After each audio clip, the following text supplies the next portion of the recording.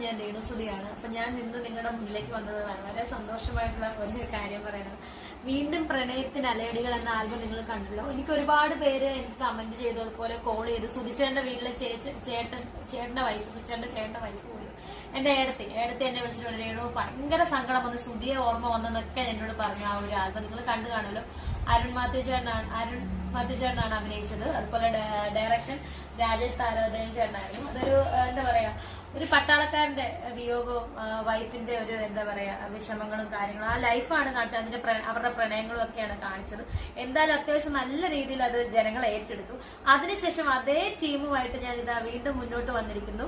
തേടിയതാരെ നീ സമീറ എന്നുള്ള ആൽബമായിട്ടാണ്. നമ്മുടെ വേണുഗോപാൽ ചേട്ടനാണ് ഗാനം ആലപിച്ചിരിക്കുന്നത്. അടിപൊളി ഒരു മാപ്പിള സോങ് തന്നെയാണ്. എല്ലാ വിരുന്ന് തന്നെയാണ് നിങ്ങൾക്ക്